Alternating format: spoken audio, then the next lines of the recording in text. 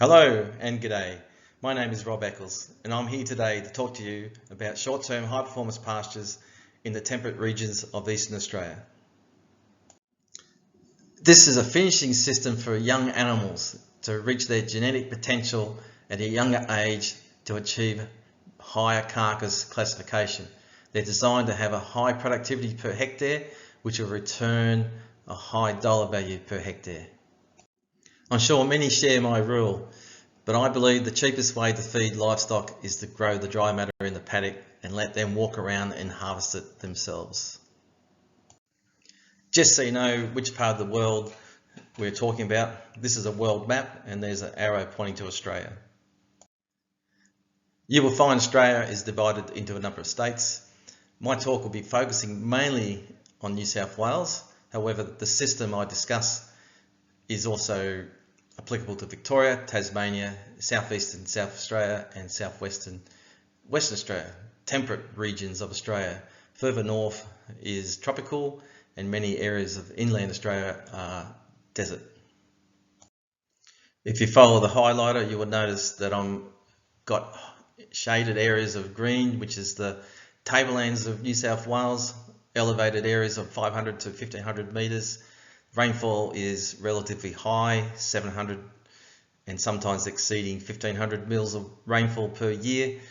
We still have droughts, but it generally is more effective at rainfall than other parts of Australia and relatively cool. Some quick definitions. High input pastures, which is HIP, is my definition of a pasture that's perennial and has high input of fertiliser. This is not what we're talking about today. We're talking about short-term high-performance pastures. A HPP fits in between a forage crop and a long-term perennial pasture. They're used for specialised finishing paddocks to produce large quantities of high-quality feed that produces a quality carcass finish to livestock. They last usually between 2 to 4 years and generate a net return within 9 months of being sown, and present prices for livestock will do it probably in 5 months. They are a tool used by progressive and aggressive farm managers to profitably take control of their fattening enterprise. They also offer a solution for beef sheep producers who have waited a long time for commodity prices to turn around for the better and have allowed their pastures to degrade through lack of fertilisers and through drought. They no longer have the capital or cash flow to redevelop long-term pastures throughout their farm. The HPP therefore can offer quick net returns and provide a better finished product to the market. This can get the farm focused and allow it to recover. Here are some photos of high-performance pastures in action. What are they? They are a mixture of species and varieties. Short-term ryegrasses, hybrid ryegrasses, both perennial and annual clovers, and forage herbs like chicory and plantain. If formulated correctly, the paddock has the ability to produce quality feed in any month of the calendar year, provided there is adequate rainfall. These photos illustrate a typical situation. These farms can be 1 to 3,000 hectares, and the pastures are dominated by native pastures, which in turn are dominated by native grasses, which have low degree of digestibility. Or we have degraded improved pasture, which was once dominated by exotic grasses and fertilised regularly by superphosphate, and now they're degenerated to annual grasses and annual broadleaf weeds, and the clover species struggle. To make it even worse for the farmers, they're faced with feeding hay and silage because their pastures do not produce enough dry matter. To find a solution to this problem some 20 years ago, myself, some colleagues and friends set about looking at all the trials being conducted with new genetic material available due to plant breeders' rights being granted in Australia during the late 80s. We found a lot of good choices in the ryegrasses. There was different seasonality, there was hybrids between ryegrass species, there was hybrids between fescue and ryegrass species, and that enabled us to formulate different mixes for the environments that we were dealing in. We conducted an exhaustive number of trials and made many observations. We also found there was a lot of good work being done on digestibility and palatability. It became known even within species, if an animal had a chance to make a choice, it would always choose a variety that was better for it in terms of animal performance.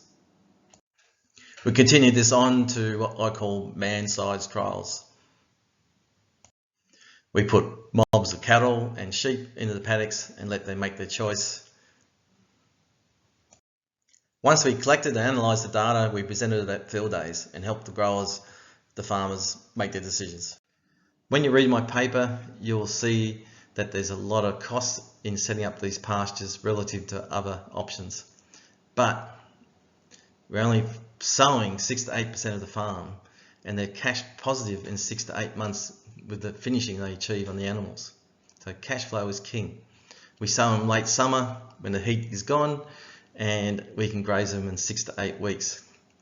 It gives the ability for every animal born on the farm to achieve its genetic potential. Also, they will finish and leave the farm earlier, and it allows the farm to take up a trading operation with surplus feed, which they've never done before. Because they're quickly cash flow positive, they'll be financing next year's paddocks and the one after that while they're still performing. The operation can then be outcome focused, not cost focused, and when thinking of how much here, think about in terms of how much it can make. We also started measuring the performance of the paddocks. Here's just a few of them. We also measured because the paddocks didn't always look very impressive because the animals were eating the high digestible feed and not leaving standing carryover.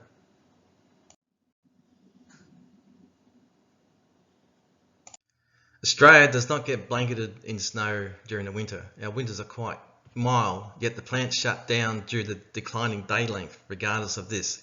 So we became one of the early adopters of gibberellic acid to stimulate winter growth. There were some 30,000 hectares I looked after in the New England region of New South Wales.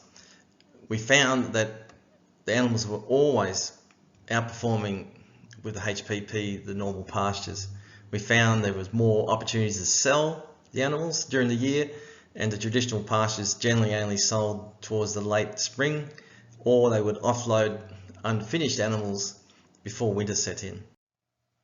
While we were developing our HPPs, Meat Standard Australia, a grading system for meat, also came in the fore, and it told us that 0.6 per kilogram a day or more would always give us an animal with a higher rating. If the animal wasn't set back at all during its lifetime, it would make a better carcass, and HPP demonstrated it could do this. To summarise the advantages of short-term high-performance pastures, the species are easy to establish. The species are tolerant of many soil types and of soil acidity and salinity. They have a low bloat hazard. The animals continually gain weight in every month of the year, including the winter. They offer the ability to finish stock out of season, which will maintain for the farm market access and maybe even attract premium prices. Net returns that come after only 6 months, not 6 years that long-term perennial pastures can take.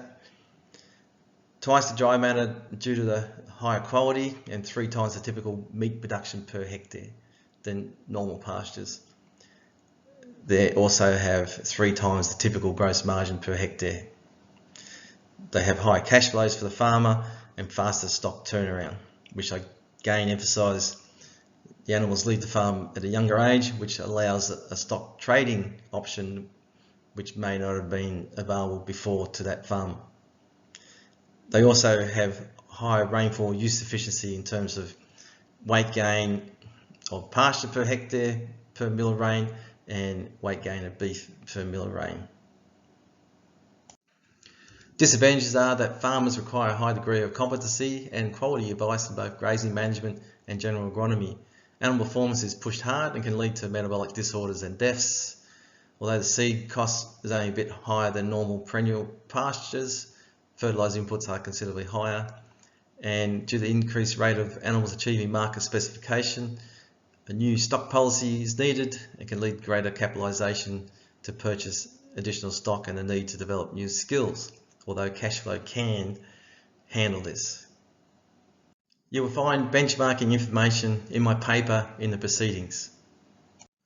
The rest of the farm can be managed any way desired, but these finishing systems give a high return per millimetre of rain in terms of dry matter, often fourfold. You'll see in the proceedings this table, but you'll note no input pastures, a very low return per 100 mils of rain. As you go up in terms of intensity, you get much higher returns per millimetre of rain, which is what the high performance pasture system is capturing. From this gross margin, you can see when we started high performance pastures 20 years ago, they were profitable. And now, while prices are at record highs in Australia, this system is even more profitable. It gives the farmers an opportunity to make good money finishing their animals at these times. To summarise the cost benefit, the cost per kilogram of live weight gained is only 60% of normal pasture. 2 times the dry matter per hectare is produced, 3 times the live weight per hectare is produced over 12 months, and a younger animal at the same weight, if it goes to the market, means a higher score when it is graded.